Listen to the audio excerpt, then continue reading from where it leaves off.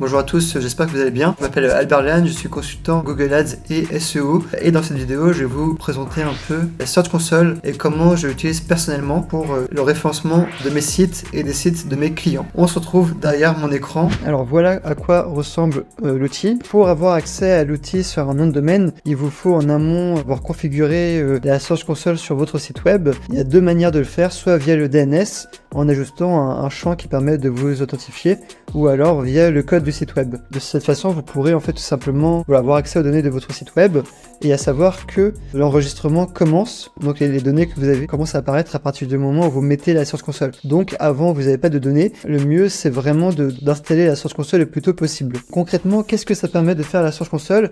La Search Console permet d'avoir toutes les données en lien à votre positionnement SEO, à votre référencement naturel de votre site web sur un outil en fait.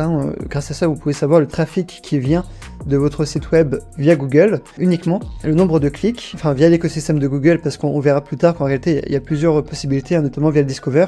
Mais voilà, c'est en gros le trafic qui vient principalement de Google, sinon via les Google Actualités ou Discover. Et on peut vraiment voir du coup, et Google Images aussi, très important, Google Images, ça reste un moteur de recherche très utilisé, Google Images. Toutes ces données elles sont ici, et vous pouvez voir concrètement les mots-clés sur quoi vous apparaissez, les images sur quels mots-clés vous apparaissez sur Google Images, et référencement de vos articles sur la partie Discovery. Je vais vous présenter rapidement les différents onglets, et notamment les onglets que moi j'utilise principalement. Donc voilà, le plus important c'est les résultats de recherche. Ça c'est un site client. Voilà, résultats de recherche. Ici on peut voir l'évolution du trafic, donc les 3 derniers mois. Voilà, 1 million d'impressions, 18 000 clics, CTR moyen de 1,7. C'est le taux de clic en fait, tout simplement sur les liens du site web. Un CTR en SEO c'est assez faible, c'est entre 0,5 à 3%. Sur les mots-clés de marque, on peut monter facilement à 10, 20, 30%. Mais voilà, sur tous mots-clés confondus, on est autour de 1 à 2%. Donc contrairement à du Google Ads, où en Google Ads, on est plutôt à 20% de CTR, ça fait quand même une nette différence. Ça veut dire que là, en fait, il y a une personne sur 100 qui navigue sur Google qui arrive sur le site web, en fait, qui décide d'ouvrir un lien, ce qui est plutôt faible. Aussi, on a une donnée, un peu générique, mais on peut voir la position moyenne de l'ensemble des mots-clés du site web qui sont référencés, qui sont indexés, enfin des pages indexées. Donc voilà, c'est la position moyenne de l'ensemble des pages qui est indexée par le moteur de recherche de Google. Là, on a un rapport intéressant, donc voilà, on a une vue. On peut faire pas mal de choses, on peut notamment faire des comparaisons, ce qui peut être intéressant. Moi, ce que je recommande souvent, c'est d'essayer d'avoir le nombre d'impressions qui augmente. Si vous avez plus d'impressions, vous aurez plus de clics. Maintenant, effectivement, l'objectif, c'est aussi d'avoir un CTR élevé. Pour avoir un CTR élevé, ça passe aussi par l'installation de résultats enrichis. Enfin voilà, pas mal de choses à mettre en place. Je ferai aussi une vidéo dédiée aux résultats enrichis. Mais il y a pas mal de choses que vous pouvez mettre en place sur votre boutique pour vraiment booster le CTR. Vous pouvez comparer les 3 derniers mois par rapport aux 3 mois précédents. Donc c'est plutôt pas mal. Et là on peut comparer 3 mois par rapport aux 3 derniers mois. Et là on peut voir la différence. Donc là on peut voir que la boutique elle remonte bien sur la partie SEO. On a quand même gagné 111 000 impressions. Donc ça fait quand même une belle différence pour le coup. Par contre en termes de clics, ça fait quand même 1000 clics de plus, c'est quand même pas mal. Sur un mois, c'est quand même, enfin sur 3 mois, c'est quand même intéressant. Ça doit faire quand même un peu plus de ventes sur la partie SEO en fonction du taux de conversion. Mais voilà, on a aussi ici les évolutions du coup du positionnement et des impressions pour chaque mot-clé par rapport à la période comparée. Ce qui est quand même pas mal. La partie Discover, pour tout ce qui est nom de domaine Google News, voilà, vous pouvez avoir des articles qui apparaissent là-dedans, mais voilà, bon ça c'est un peu plus spécifique, notamment pour les gros sites. Pareil pour Google Actualité, vous pouvez avoir pas mal, ça marche très bien Discovery et Google Actualité, vous pouvez vraiment avoir beaucoup de trafic via ces canaux. Et je vais aussi faire une vidéo dédiée au nom de domaine Google News, et voilà, quand même pas mal de choses à faire dessus, mais pas quand vous débutez pour le coup, enfin c'est plus compliqué. Les noms de domaine neufs sont beaucoup moins affichés sur la partie Discovery. Ici, on a la partie sur l'indexation des pages. Là, on peut voir que du coup, Google a indexé 435 pages et il y a 5570 pages non indexées. En cliquant uniquement sur cela, on a les motifs ici de voilà, le fait qu'ils ne sont pas indexés. On a quand même beaucoup de pages en 404, donc ça peut être intéressant de supprimer ces 404 du site web de manière définitive, c'est le top, ou alors faire des redirections dans le pire des cas. Après, si on a des problèmes par rapport au canonical, aux balises canoniques, là on a des redirections, ça c'est ok, des pages no index, ok. Faut savoir que sur l'ensemble des sites web, vous avez par défaut des pages qui sont en non indexées. Par exemple, des pages où il y a des filtres, par exemple sur une page produit qui vend des pantalons, c'est pas pertinent en fait d'indexer la page où on va filtrer par A, Z et ZA, ou alors par prix croissant ou décroissant. Ça n'a pas d'intérêt de faire ça, parce que dans la finalité, c'est juste le tri qui va être modifié au niveau de la page, et ça va toujours être le même contenu. Si on essaie d'indexer ces pages, ce qui va se passer, c'est que Google peut, peut détecter ça comme du contenu dupliqué, et ça peut être pénalisant. Donc on va essayer d'exclure un maximum de pages qui ne présentent aucun intérêt pour ça. Par exemple, Shopify, il me semble que par défaut, il va désindexer les pages connexion, créer un compte, connexion je crois, créer un compte, je ne sais pas. Mais voilà, c'est des pages qui sont pas forcément très intéressantes. Donc c'est normal d'avoir des pages qui sont pas indexées par défaut. C'est pas une erreur critique, c'est juste un attention, voilà. Là on a les pages indexées, très bien. Rapidement, ce que j'aime bien faire aussi, c'est faire un site de points pour comparer aussi avec le nombre de pages qui sont indexées. Et si en cliquant sur outils, on peut voir le nombre de pages indexées, donc on a bien 437 pages. Donc voilà, peu de choses, on est quand même, c'est assez précis quand même, c'est quand même plutôt bien. Cette commande permet de voir l'ensemble des pages qui sont indexées par Google, c'est de Google Dorking. Donc voilà, ça s'appelle Google Dorking, voilà, ça permet de faire des commandes sur Google pour filtrer les résultats de recherche. Ensuite, on a la partie page vidéo. Voilà, s'il y a des vidéos qui apparaissent Là, on a le sitemap. Le sitemap, c'est le plan du site web. L'ensemble des sites web doivent avoir un sitemap valide en .xml, un ou plusieurs en fonction de la structure du site web. Alors, je peux faire, il y en aura plusieurs, mais voilà, il faut bien voir le sitemap de crawler et avec des pages découvertes. Ici, on peut faire des demandes de désindexion d'URL. Ça peut être pertinent, notamment quand vous avez voilà, des pages en doublon qui sont indexées. Quand vous avez des pages sur le site web de développement, par exemple, hein, vous avez un site où vous êtes en train de développer et il y a des pages qui apparaissent et que vous voulez pas qu'on trouve. Donc voilà, vous pouvez faire des demandes de désindexation ici. Après, ici, on a les outils de page speed, où ici, bah voilà, vous pouvez un peu analyser la rapidité du site web. Voilà, bon, encore une fois, on se retrouve encore à la même chose, à peu de choses, c'est la même chose. À peu de choses, voilà. Les URL en HTTPS et non HTTPS. Il faut faire attention parce que vous pouvez avoir du mixed content, ça s'appelle donc du contenu qui est à la fois en HTTPS et en HTTP. Ça peut toucher des URL en interne, des images ou quoi. Il faut faire attention par rapport à ça. En soi, voilà, c'est pas forcément un problème critique, mais ça peut faire des blocages, notamment par exemple chez Google Ads, où ils peuvent vous bloquer par rapport à ça. Ensuite, ici, on a tout ce qui est résultats enrichis. Résultats enrichis de type, de type produit. Donc là, normalement, on doit en avoir quelques-uns, et on manque pas mal, hein, et on a beaucoup plus de produits que ça. On pourrait en avoir un peu plus. Là, on a des informations qui apparaissent. Et là, encore une fois, j'insiste dessus, mais il faut bien faire la comparaison entre les bugs, les problèmes critiques qui sont un message en rouge, qui sont un problème de développement, un problème nécessitant une intervention urgente, et les attentions, en fait, les avertissements. Ça, c'est un avertissement, en fait, c'est pas un bug et ça peut être tout à fait normal. Et si par exemple, sur ces produits, on a 18 produits où en fait il manque des avis, ça veut dire que c'est des produits qui existent, il y a la possibilité de faire des avis, mais il n'y a aucun client qui a fait un avis en fait, ça veut juste dire ça, et du coup bah là l'outil nous dit, ah bah attention, vous avez pas d'avis en fait, hein, vous n'avez pas d'évaluation sur certains produits, mais c'est aucun cas un problème critique en fait, donc voilà, pas de problème de développement, c'est pas d'urgence. C'est notamment des mails que la Search Console envoie de manière régulière, c'est par rapport à ça. Là encore une fois, on a des informations qui manquent au niveau des schémas des produits. Voilà, c'est pas de problème critique aussi. Ça, c'est en lien avec les informations du Merchant Center de Google. Si vous avez configuré le Merchant Center de Google sur votre boutique, ça c'est plutôt pour les e-commerce, le Merchant Center de Google. Ça c'est pour vendre des produits. Là, vous avez une configuration à faire supplémentaire sur le site web du Merchant Center de Google. Et vous avez, faut bien tout renseigner dessus, les produits, les SKU, toutes les informations nécessaires pour apparaître sur la partie marchand et la partie shopping. Et après, on a encore des résultats enrichis. C'est des améliorations qu'ils nous proposent a priori. C'est des choses que j'utilise moins pour le coup, c'est plus récent. Donc, mais voilà, bon, le fil d'Ariane, c'est le fil d'Ariane sur les pages produits. Je vais vous montrer un exemple. Alors, le fil d'Ariane, on retrouve ça souvent sur les produits. C'est tout simplement pour faciliter la navigation dans le site, pouvoir se retrouver plus facilement, en fait, tout simplement. Donc, je vais prendre un produit et là, normalement, on aura la collection. Voilà, ce serait du coup catégorie, par exemple, baume pour cheveux, / et produit. En fait, ce serait en gros une façon de voir l'arborescence, en fait, tout simplement, pour remonter dans l'arborescence.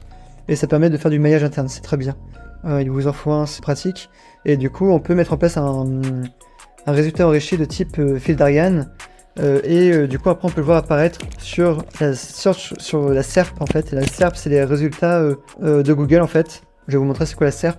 Voilà, c'est ça la SERP, en fait. Voilà, c'est la SERP, SERP. C'est Search Engine Result Page. Et du coup, ici, par exemple, on voit bel et bien le fil d'Ariane qui apparaît. Et donc, pour avoir cette fonctionnalité, c'est bel et bien via la partie fil d'Ariane. Ici par exemple, voilà, lui par exemple il a mis une fusée dans son fil d'Ariane, c'est plutôt sympa, mais voilà, c'est des résultats enrichis. Extrait d'avis, pareil, l'extrait d'avis c'est aussi un résultat enrichi, un type de résultat enrichi, un morceau de code à placer sur votre site. Si c'est un Shopify ou voilà, que vous faites un WordPress et que vous passez par des plugins souvent utilisés comme par exemple sur Shopify Looks ou Review, eh bien vous aurez par défaut cette fonctionnalité d'activer aussi bien sur la partie SEO que sur la partie Google Ads, ce qui peut être pas mal, voilà, pour mettre en avant des avis. Donc voilà, ça ressemble à ça. Données de structurer impossible à analyser, et ici c'est les erreurs, voilà. Ça c'est tout ce qui est erreur par rapport aux résultats enrichis, et là a priori c'est plutôt des bugs critiques. Bon a priori il n'y en a aucun, dans le passé c'était corrigé, donc voilà, aucun problème. Après on a d'autres actions qu'on peut faire. On peut aussi notamment supprimer des backlinks, voilà, désavouer des backlinks qui pointent sur nous et qui sont pas intéressants. Voilà, ici on peut voir les liens externes, voilà, très bien. Les liens internes. Donc voilà pour ce petit tour de la Search Console. C'est vraiment un outil que je vous recommande fortement de regarder. J'ai aussi 2-3 astuces en plus, alors rapidement. La Search Console, ça peut aussi vous permettre de voir des mots-clés potentiellement longue traîne. Alors là, on va passer sur une partie un peu plus avancée, notamment sur la partie analyse de mots-clés. Mais en gros, ici, sur la partie vue d'ensemble, ici, on peut vraiment analyser en détail les mots-clés. Voilà, déjà, premièrement, vous pouvez exporter pour importer ça dans un Excel, pour filtrer, et après exporter ça. Là, par exemple, je peux aussi filtrer directement à ce niveau. Et voilà, savon, ok. Et là, j'aurai tous les mots-clés en lien avec savon. Je peux aussi filtrer avec comment pour avoir des questions. Voilà, il y a pas mal de possibilités. À mon niveau, j'ai une regex, j'ai une commande d'une expression exacte de type regex, qui est en fait un code, en fait, hein, tout simplement. Un code mathématique qui permet donc de spécifier une requête. Donc normalement c'est dans requête expression régulière, regex, très bien, correspond à l'expression régulière, et là je spécifie ma regex, et cette regex par exemple va me permettre de trouver des potentielles idées de mots-clés longue traîne. C'est assez intéressant. Quand je veux vraiment booster un site en SEO, je fais ça, et là bah du coup qu'est-ce qu'on a, on a beaucoup, on a plus de 1000. Et là on a plutôt des mots-clés du coup de 3-4 mots. Voilà, des mots-clés plutôt longs. Voilà, shampoing sans sulfate, sans silicone, sans parabène. Voilà, là, pour le coup c'est assez précis. Et ça peut être pas mal d'aller travailler ce mot-clé, par exemple. Shampoing solide sans sulfate, sans silicone, sans parabène, ok, bah voilà, on a quand même pas mal de mots-clés assez intéressants et qui peuvent être potentiellement intéressants pour de la stratégie de contenu en fait. Donc voilà, là par exemple requête, j'ai filtré par rapport aussi autre chose de très intéressant, notamment pour améliorer le contenu de votre page. Par exemple, je vais prendre voilà, la page qui arrive premier chez Louise et moi sur le mot-clé shampoing sans sulfate. Voilà. Du coup, j'ai filtré, hein, je vais écrire shampoing sans sulfate. Là, Google va me dire mon position en fait sur ce mot-clé. Shampoing sans sulfate, très bien.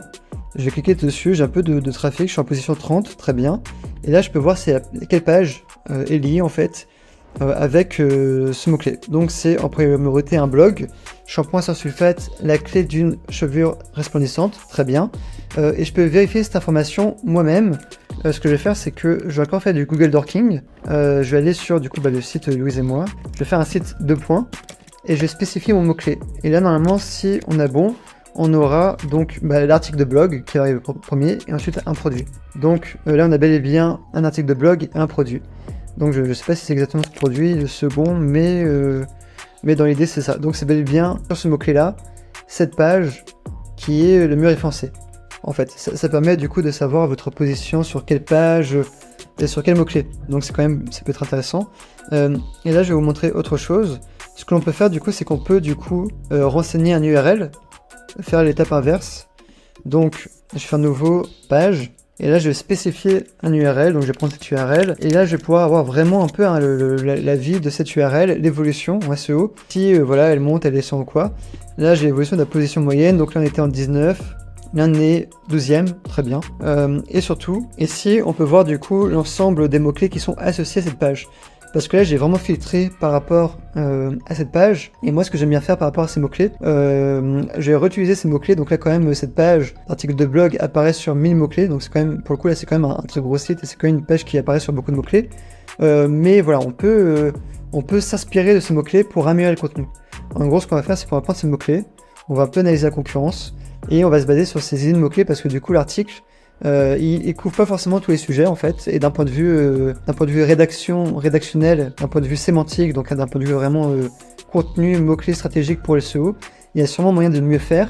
Et donc voilà, si demain vous avez une page qui apparaît sur un mot-clé et que vous voulez vraiment, on va dire, la peaufiner, améliorer cette page pour, on va dire, passer du coup de la position 12e comme actuellement à la position dans le top 3, eh bien voilà, vous pouvez regarder ces mots-clés. Ça, c'est les pages sur lesquelles cette page apparaît. Ça, c'est les mots-clés sur lesquels cette page apparaît. Et vous pouvez du coup reprendre ces mots-clés pour améliorer le contenu. Voilà, dernière petite astuce pour améliorer le contenu de votre site web. Voilà. Grossièrement, la Search Console, ça permet dans un premier temps de voir un peu l'état de référencement de votre site web. Et après, vous pouvez vraiment, on va dire, travailler votre stratégie de contenu avec les suggestions. C'est vraiment très très riche en données. Moi, je vous recommande vraiment d'exporter, de mettre ça dans un Excel au propre et de travailler dessus. Par exemple, ici, voilà, il nous dit qu'on a minimum 1000 mots-clés. Mais en réalité, si on exporte tous ces mots-clés, on doit avoir facile 30-40 000 mots-clés au total sur les 3 derniers mois. Donc voilà, on est quand même, parce qu'on a fait plus d'1 million d'impressions, donc c'est quand même un très gros site. Tous ces mots-clés, en fait, il y a quand même beaucoup d'opportunités en fait qu'on n'a pas travaillé, aussi bien pour des nouvelles pages que pour travailler le contenu. Enfin, dernière chose très importante, c'est au niveau de la submission des URL. Ce qui peut arriver, c'est que voilà, vous faites votre site web, et finalement vous vous rendez compte qu'en fait vous avez des pages qui sont pas indexées. Ça, c'est un problème qui est de plus en plus fréquent. Google indexe moins de pages, en fait, il y a un peu plus radin sur l'indexation. Ce que vous pouvez faire, c'est déjà premièrement au niveau de l'inspection des URL ici, vous pouvez voir si vos pages sont indexées ou non. Alors, un instant, j'ai voilà, 435 pages indexées, très bien. Donc c'est des pages qui sont explorées, donc Google connaît ces pages, et pourtant elles ne sont pas indexées. Et ça touche surtout beaucoup les nouveaux sites en fait, où voilà, c'est de plus en plus difficile de les indexer.